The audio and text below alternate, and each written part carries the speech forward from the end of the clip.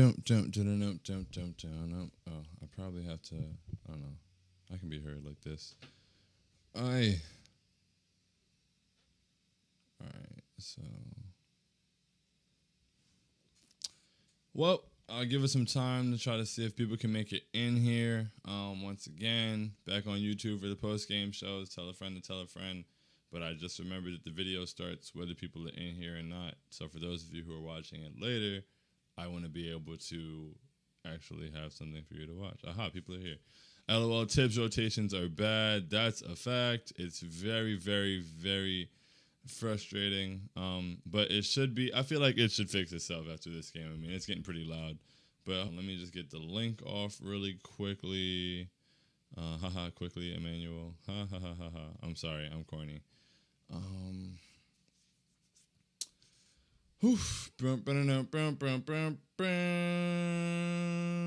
Share. Twitter. Free Frank. All right, here we go. Link is tweeted. And we just start the show from here. Whoever makes it does. Whoever makes it doesn't. Hopefully they catch it on YouTube. All right, let's get it.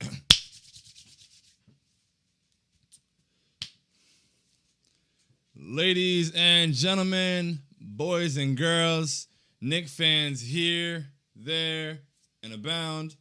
Welcome to Postgame Pouting with I Hate Sean. This is Postgame Pouting. I'm I Hate Sean. And the Knicks took a tough loss tonight, or today. It's daytime. But it's weird because it was a tough loss, but it's like an easy loss. Like, it's an easy loss to deal with. It's not a painful loss so much. Like, it hurt, yeah. But, like, there are things to feel good about from this game. There's a lot I feel good about from this game. At the end of the day, the Clippers are a very good team. They have the second best record in the NBA. They've won 10 of their last 11 now. And they couldn't miss tonight. I mean, it's going to be tough to beat a team like that. The refs were a little bit tough on us, but, I mean, they couldn't miss. That's what it comes down to. So when a team that good is hitting like that, and the guys, it's it's not like it was Kawhi Leonard and Paul George putting on a masterclass and just blowing us out of the water. No, like, they played all right. Kawhi especially played well down the stretch, but everybody was involved. Reggie Jackson was hitting threes. Serge Ibaka was hitting threes. Marcus Morris was hitting threes. It was just like, they couldn't miss, and it's tough to beat a team when they can't miss. But we had a lot to be excited about. I mean, Julius Randle just continues to play all-star level basketball.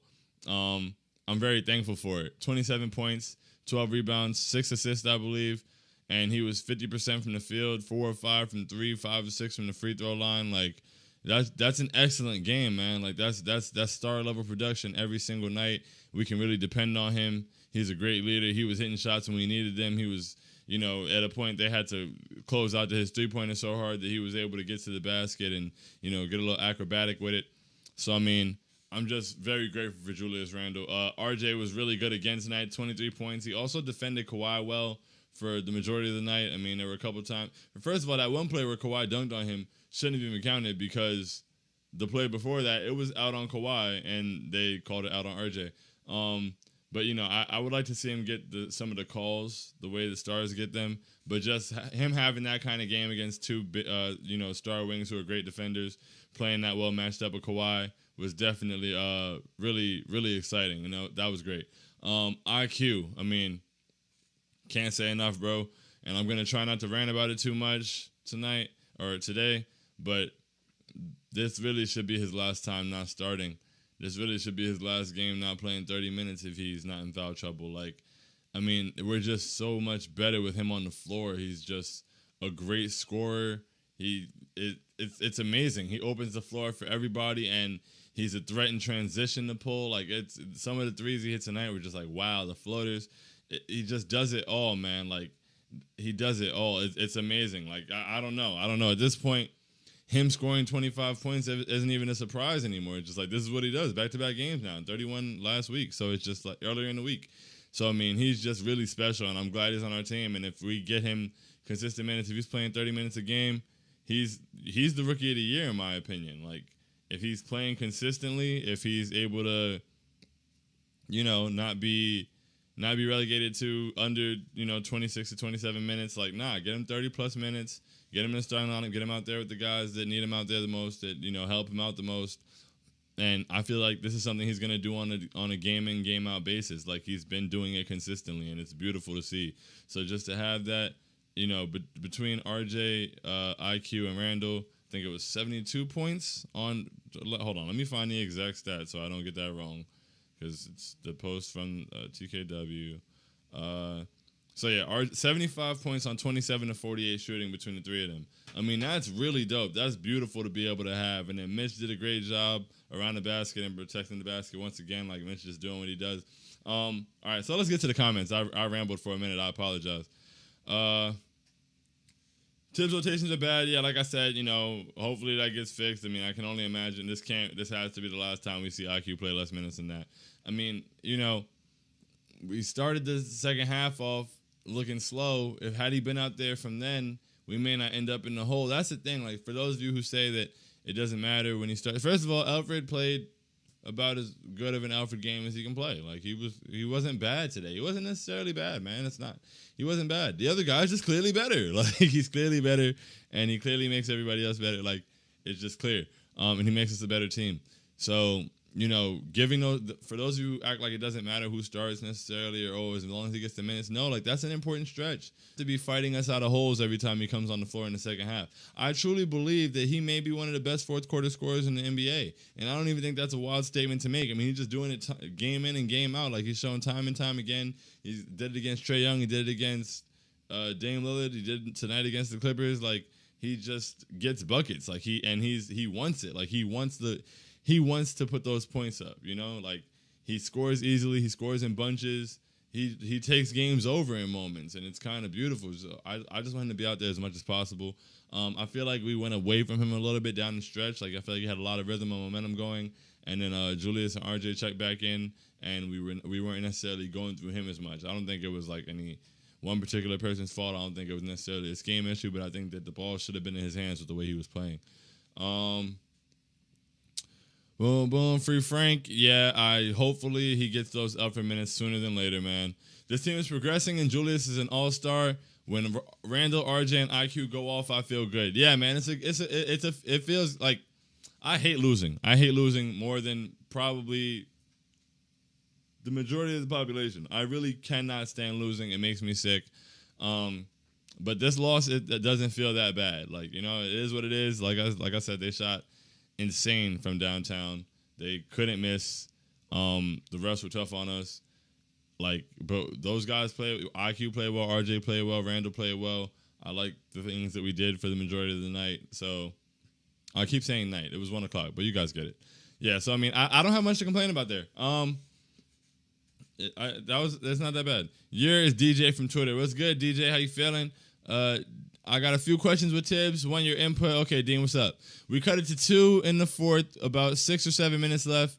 PG and Kawhi come back in. Tibbs rides with the bench instead of going IQ, Burks or Rivers, RJ, Randall, Mitch. Yeah, man, I don't think it should take that long for RJ to come into the game in the fourth quarter, especially on nights where he's playing well. Like, he had a lot of momentum. He was getting to the basket well. He was just, he looked really comfortable out there. He was winning the matchup with Kawhi for the majority of the game. And then, he's out there. He doesn't get back out there until we're playing out of a hole. Or, no, we're not playing out of a hole. We were already down. But, I just wish he had a little more time to get established in the fourth quarter. Also, I don't know why Taj Gibson was on the floor for so long. Mitch had been out of the game for a while. So Taj Gibson playing until, 5 or 6 minutes in the fourth quarter was just unnecessary. Like, I appreciate the minutes he gave us, but, get the best lineup on the floor, bro. I feel like IQ, RJ, and Randall didn't even spend much time together. I feel like if that lineup was together more, then, because like I said, I feel like down the stretch, IQ didn't really get enough looks, but it was like when RJ and Randall came back in, they would be more used to operating with all three of them on the floor if they were on the floor more. Like, they should be on the floor together. Like, that should be what's happening, and it's the most optimal situation for everyone. So I feel like we should have as many of those minutes as possible. I feel like as well as RJ played, as well as IQ played, I feel like their minutes were separated a lot. And, I mean, that doesn't mean that they got to be married together with their minutes. Like, it's cool to have one of them on the floor going off. Like, that's great. But I just feel like they should be playing together more. Like, the starting lineups, like the way that Paul George and Kawhi check in and it's time, like, we have to have, it's time. Like, we can't be leaving Reggie. And I don't know why Reggie was sent back out there. But it is what it is. He wasn't horrible today, whatever. Facts felt the same way. Yeah, I agree. Like no RJ till so late in the fourth after he's being so efficient. Exactly. Like that's the thing. He was being so efficient. He looked so comfortable. Like you've got to get him back in so he can establish rhythm down the stretch in the fourth quarter. Like I just feel like the lineups have to be more conducive to establishing rhythms with the guys who need to be on the floor together who make the team best. I think that's a pretty simple concept. So I'm hoping that we start to see that. It doesn't happen overnight, I guess. I mean, it's been over weeks at this point, but I'm just gonna keep asking for it and hoping that we one day get it. When I got the notification today, and the change in the starting lineup is that Reggie Bullock was back in it, I was sick to my stomach, but I wasn't very surprised. But it was just like not only did you not make the starting lineup better, you made it worse. So my only complaints are Knox not getting minutes, Frank not getting minutes, and Obi not being more involved in the offense. That's a fact. I feel like I would like Knox and Frank to get minutes. I hope that eventually we get to that point.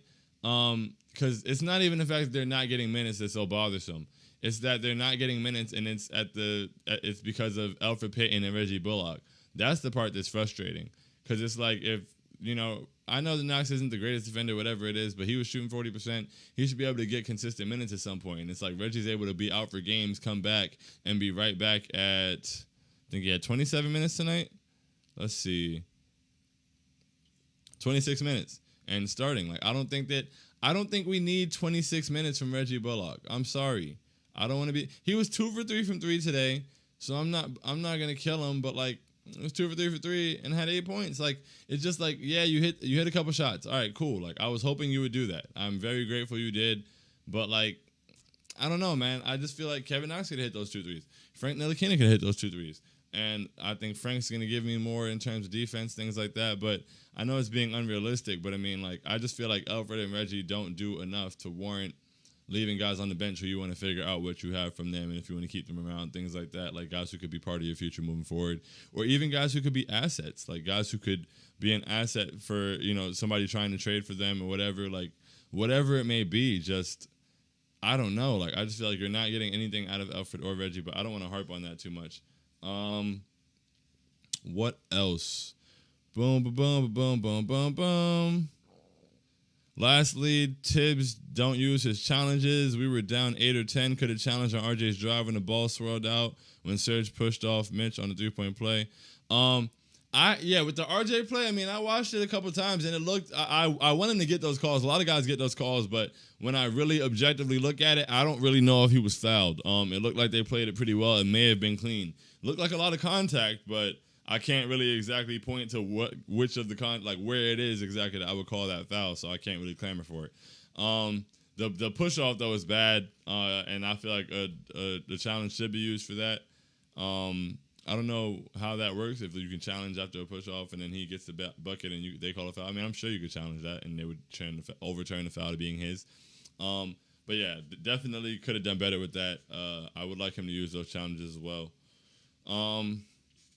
Boom. 1 second. Make sure you like the stream. Yeah, shout out to you, Aiden. Like the stream, subscribe, tell a friend, share it on Twitter, whatever it takes. Hopefully we can get that crowd that was on Periscope over to YouTube. It's going to be a process. Today it took a little bit longer to get up, but we're going to keep it moving. That's a great point because we really started to lose the game in the start of the second half because that lineup is almost always getting outscored. Bro, the Clippers came out hot, but the Clippers were hot all game. The only difference with that lineup is they were hot and we couldn't score because it always becomes tough to score when we come out in the second half. Like it's every single time, bro. I don't know how many games we have to watch it happen. Like, make IQ the starter and play him at least 30 minutes. Elfrid is hurting us. Even when he plays relatively well for his standard, he's hurting us. He's holding us back. I usually have no problem with the bench, but when they put Kawhi and PG back in, Tibbs needed to put our stars back in. Yeah, that's the thing. He took too long to go back to those guys. I get going with the bench. I mean, it wasn't that the bench was hot. IQ was hot. It's not like the bench was. The bench was playing well, but IQ was the one that was hot. So yeah, he definitely shouldn't have taken so long to go back to those guys. What else do we have? I will never give up on the Obi pick, especially not this early, but I want to see some identity to his game. I'm not sure he knows what he wants to do. That also goes back. Somebody earlier said that they wanted to see more of Obi involvement in the offense. Hold on 1 second. Sorry for not answering.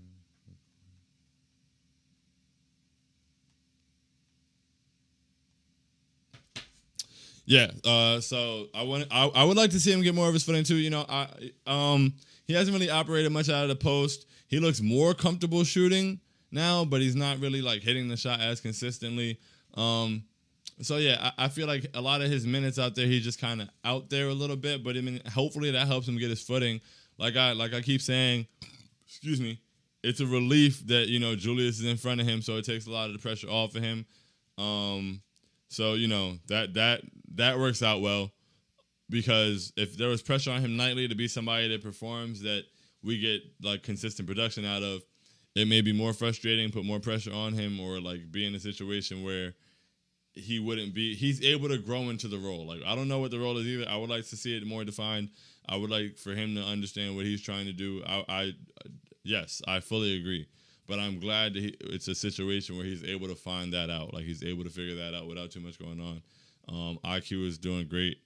And it's, so our draft, we might have the rookie of the year. So I'm not complaining about the draft class. I believe in Obi fully, just like you said. And hopefully we start to see some consistency out of him. We've seen a couple flashes. Just want to see him get a little more established. So, yes, I definitely agree with that. I look forward to it. But I feel like it'll happen in due time. I'm not too worried. He's so athletic, he will be fine, but I want some direction from him. The coaches maybe need to put him in some situations to succeed. Yeah, like having things, running him in more, like, clear the side out and go pick and roll on his side and, try to get him some opportunities. If he gets some switches, allowing him to post up smaller guards and clearing out for him, like finding just something, having him in spaces to be the lob man, whatever it may take, just getting him in some situations that work out best for him.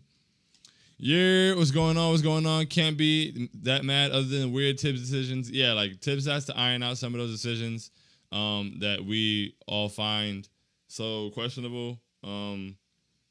Everything else though, like I said, can't be too mad. Like, it was a good game. We played really well for the majority of the game. They were just on fire. It's tough. That's tough to deal with. That's tough to overcome.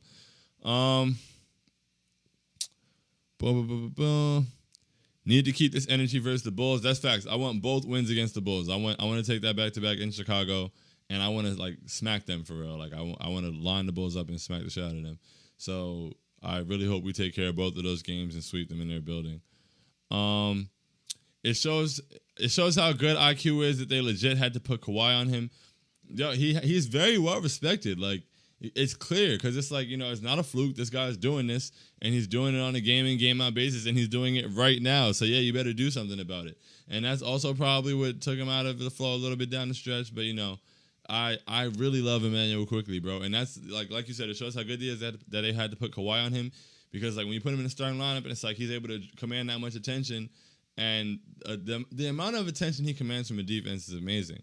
And the way that he's almost always in transition. Like, even at half court, he's pushing the ball up the floor. He's trying to get into the paint, like Clyde keeps saying, and he plays, he's going straight ahead. He's going toward the basket. Like, he's downhill, and he's such a threat scoring wise. He's got range. Like, oh man, like, I am so happy he's on our team, man. Like, I love watching him play basketball. I hope to see him play it with RJ and Randle some more, and Mitch. Like, I really love seeing him play basketball. Boom. Guards aren't finding Obi enough. Yeah, I don't like. Is it that they're not finding? Sometimes, like, they'll be running like a 3-on-1 or something, and he'll be pointing like he wants it to go up, and it'll go the other way. So, but I'm just glad he's out there, still running the break, still hustling, still, giving what he can and doing the little things. Hopefully, things start to go his way a little soon. He starts to build some momentum, and that just shows like another way this team can get even better, and that's exciting. Alfred hinders our spacing. We need Frank to chew those minutes. Rotations have to be better tomorrow, I feel, because we were down 12, and I don't want to put all blame on Peyton, but he takes away from us. That's very well said. He hinders our spacing for sure. It would be nice to get those minutes from Frank instead. I don't really want to put all the. I'm not saying we lost this game because of Elfrid Payton at all. Like I said, Elfrid Payton played about as well as Elfrid Payton's gonna play. He hit a 3. Like, he had a really nice finish. He made me say great finish, and I was like, great finish, Elfrid. Like, I will give credit where it's due. He was not bad today, but the other guy is much better, and it's clear. Like, I don't know. The guy who's better has to play. Elfrid does hold us back. It's a fact. I mean, the amount of I saw a Randle post up, and they were pretty much triple teaming him when Elfrid cut through. Because when Elfrid cuts through, he's only bringing his man closer. And a lot of people, when they cut through, and then they fade out to the corner, so their man still has to worry about them and can only, like, kind of show. He can show, but he can't fully help. He can't really double. But with Elfrid, when he cuts through the middle, it's like, okay, now I'm going to come double the ball, and I'm not really going to worry about you because you're going to the corner. Stay over there. Go ahead. Like, have at it. You know? So that makes it tougher for other people on the floor. So, I mean, I'm hoping that we do stop playing him soon or stop starting him, at least play him less minutes because he definitely does hurt us. I don't want to put all the blame on him. I'm really not trying to kill him, but I'm watching the games, bro. I'm just watching the games. Damn, man. I love the post-game prosperity energy. Like, I feel and I'm like, damn, on camera, like, I hope my energy is not low. But then I was like, I mean, it's post-game pouting, so it's like, what did you expect? I think I feel like we're all on the same page. Like, I hope I'm not letting you guys down. Love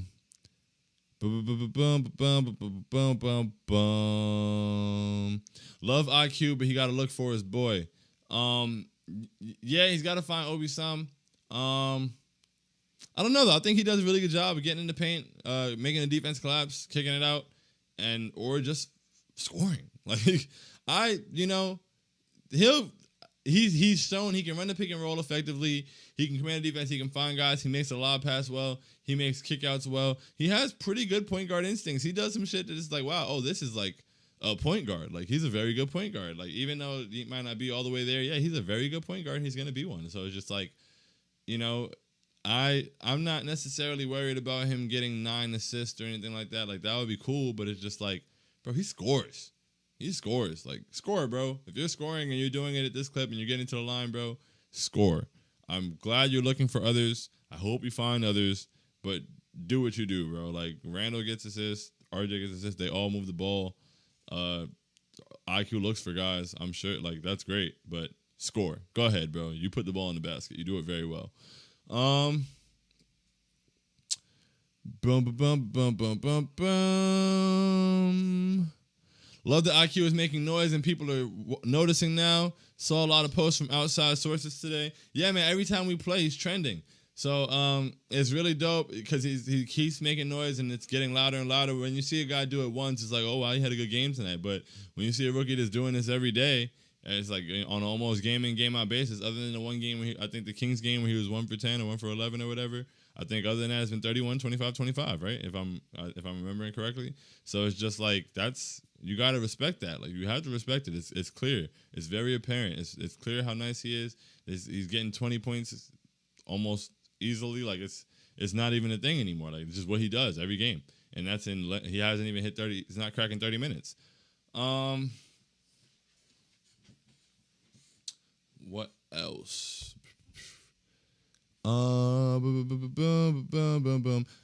I think if we keep being annoying on Twitter, if we keep being annoying on Knicks Twitter, we can get Julius in the All-Star game. Him being a starter would be really cool. Julius being a starter would be cool as hell. He's playing excellent basketball, and we have to lead the charge, bro. Every time we drop a Julius Randle clip, we're putting the All-Star hashtag in there so that it can be retweeted. Make sure you retweet as many Julius Randle tweets as possible. Make sure you vote. Like, we really do need to push it. We need to be loud. Let's lead the charge of the fan base. Like, we have a huge fan base. Let's all unite and send Julius Randle to the All-Star game. Let's make sure of it, bro. Like, he's playing excellent basketball. He's playing star-level basketball every single night. He's giving us star production. And I, for one, I think I speak for us all when I say we're very grateful. And we need to make sure he gets his just due. Like, let's get Julius Randle to the All-Star game for sure. Make sure you're RTing anytime you see it. Make sure every single day, we need to be voting for Julius Randle. As a Knicks fan, it is your duty on a daily basis to vote Julius Randle to the All-Star game. Do not fail the fan base. Do not fail Julius Randle. Thank you.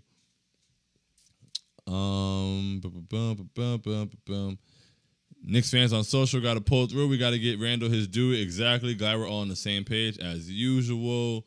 Am I too confident in Burks? When he puts up open threes, I almost always feel like they're going in. Yo, same thing, honestly. Even when he's not hitting, but like I just believe in his jumper, and I might be too confident too. Like, but I don't know. I'm comfortable with him out there. I'm cool with him taking that shot. Like I'm behind that shot. Don't want him overdoing things, like I said before, but I'm cool with that shot. Like I like him being on the floor. He spaces the floor well, and even when he's not hitting, the defense still respects it because he can hit and he gets it up there quickly. So no, I definitely believe in it too. Like I don't think you believe in him too much. I just want to see the shots falling with consistency.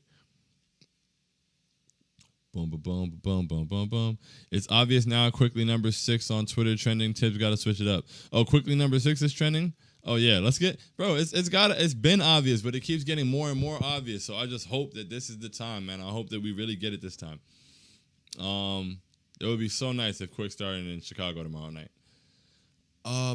Yo, we're gonna break the app when we get that. Whenever he does get into the starting lineup, we're gonna go nuts. Boom, boom. Nah, bro, you're always doing a good job. Appreciate you. Thank you, because it felt like my energy was low for a second. I was like, damn, might be a little too much pouting. A bit off topic, but what was that plug talk percentages clip really about? Off topic, but the plug talk percentages clip was about there's like a lot of people who were doing like, with the government, all kind of scamming and things like that and fraud and blah, blah, blah. And it was just like, yo, it may seem like something that's going to work, but, there's 10 people on the basketball court and not all of them are good. So it's like some of you guys aren't good at what you're doing. So that's all. Shout out to the Plug Talk podcast. Subscribe. It's not Knicks related at all. I'm actually not really behaving myself on there. Think Rivers, when he misses a couple shots, loses confidence. There were times he break down a defense, dribbles all the way into the paint, and then brings it back out. I definitely think that Austin Rivers, he's a very streaky offensive player. Like, and that's not really a knock. I mean, like when he gets, we saw the other night, he was 10 for 10 in the first half, and it's like, when he's on, he's on. And when he's off, I think it gets to him a little bit. I think that it changes the mentality a little bit. But when he's hot, like he goes right back in the hoop mixtape, Austin Rivers. So, I definitely do think it has an impact. And just on, not trying to force if he doesn't have it as well. I think that's also a part of it. Just, yeah, but all of it does play a role. It's definitely partially mental for sure. If you're still not going to start the better point guard, IQ, on your roster in the first, then can we do so in the third? Cannot hit a shot. Payton is a gift to the better teams who build a lead. That's a fact, because we played the Jazz very well. We played the Clippers very well, and those are the two best teams in the NBA right now. And in both times, at the beginning of the third quarter, they came out and got on a run that was tough for us to come back from. And IQ, and not in the Jazz game, he didn't have it going. But tonight, he almost pulled us back from that. Like, he came in the game, and really, we were down like 11 or 14, whatever it was. And he had us, it was like a 2-point game at one point, I think. It was 105, 100 after a three that he hit. He came down, hit another three, and it was just like, yo, like, this kid is different. So, I mean, he's got to play. He's got to play as much as he can. Or it might have been 105, 100. It might have been a 5-point game. But I think he cut it to 2. I think it was 105, 103. So, yeah, like, he's got to play. You got to play him. You got to play him as much as you can. You got to start him. I think it's pretty clear. Start him and lead to his stardom. Ooh, stardom to his stardom. Boom, boom, boom, boom. I actually replied, oh, yeah, man. Come on, man. Shout out to you for paying attention to both things. Yeah, I need Burks and Rivers to just defend well and be spot-up shooters. That's all. Don't need more from them. On nights where Burks is hitting, and when he wants to get that little mid-range game going, that's cool, but don't need him trying to be an offensive initiator. Rivers, on the other hand, like, he's really good in one-on-ones. Like, he gets to the lane. So that one little drive he had with the scoop floater was beautiful. So he can do a little more off the ball if he wants to, but yeah, just shoot and play defense, please, for sure. Did the Mitch minutes seem a little low today? Looking forward to pregame prayers tomorrow. Salute to you, for real. Thank you. I really think the Mitch minutes did seem a little, like I said, it took a little long for him to get back in the game for Taj Gibson.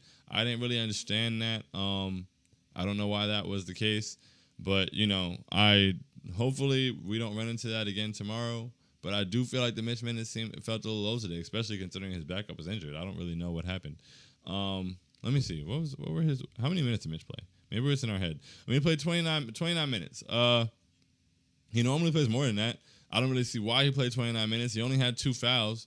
So, I mean, Mitch has got to be out there for 30-plus every night because Taj Gibson played 18 minutes. I mean, I don't need 18 minutes from Taj Gibson if it's going to have me putting minutes. You know, like I can have about 12 to 15 from Taj Gibson. And, you know, what's that? 12 to 15, that leaves 30. No, that leaves 36 to 30, 33 to 36 for Mitch.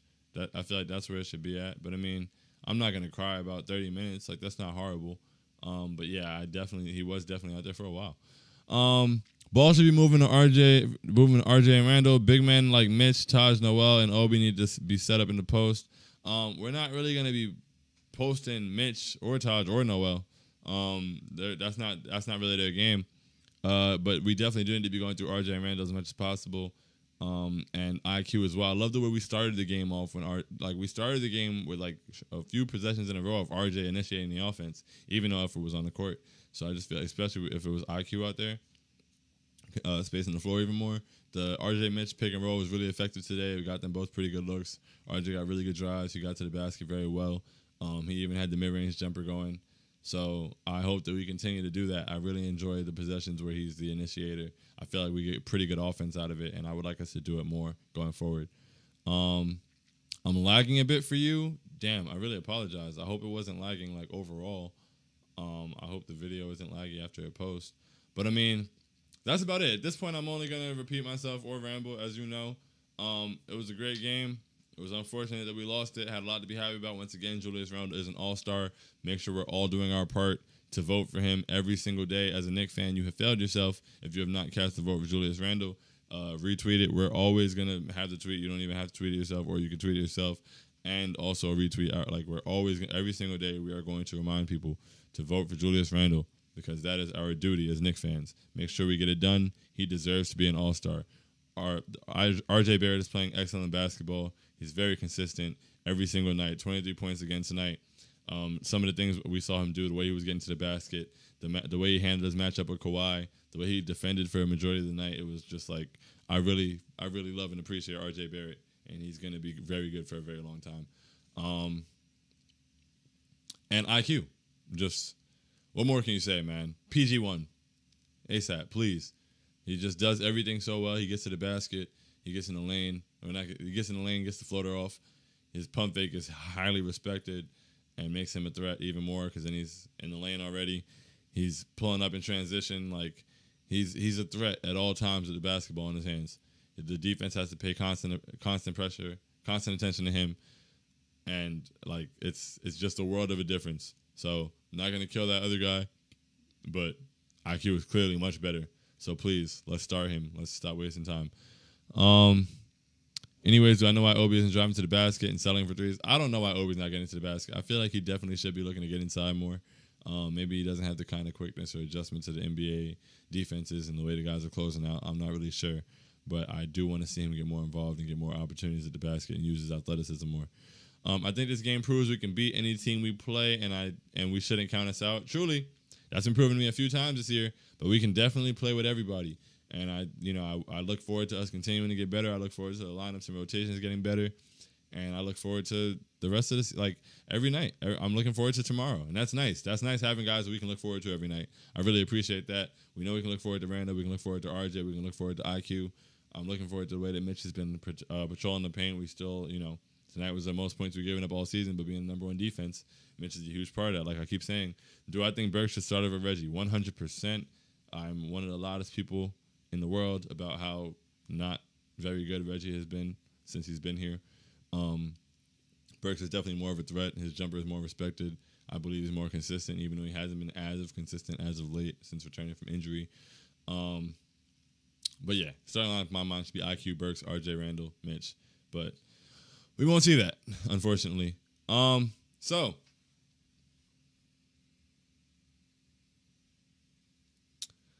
what I will say is, I know some fans are message retracted. Okay. All right, but that's all I got. Like I said, I'm gonna ramble or repeat myself. Thank you so much for being here. Once again, tell a friend to tell a friend. The transition to YouTube, got to make some adjustments as far as like how long it took to start or get it out. But we're here. And thank you guys for watching. Greatly appreciate you. Especially if you watched it later. Wow, you just sat here for 35 minutes and watched the conversation we had without even so, thank you. We appreciate you over the Knicks wall. Make sure you subscribe. Tell a friend once again. Follow us on Twitter and Instagram. Thank you so much for all your engagement and, watching this, reading the articles. Go to theknickswall.com. Plenty of great writers who write plenty of great articles. Anything, any Nick thought you have, any rumor or any trend you've noticed with the gameplay and how it's going on, whether it's a pregame or postgame recap, or whether it's, a trend we're seeing, or, you can have, as a Knicks fan, has been written about in an article on the Knicks Wall by an excellent writer. So check us out. Thank you guys so much for being a part of everything we do here. We really appreciate you. All of you guys, take care. Just a fun show, hypothetical. Okay, my bad. Take care. See ya. Appreciate you guys. All right. It's all love. And catch you tomorrow for pregame prayers and back.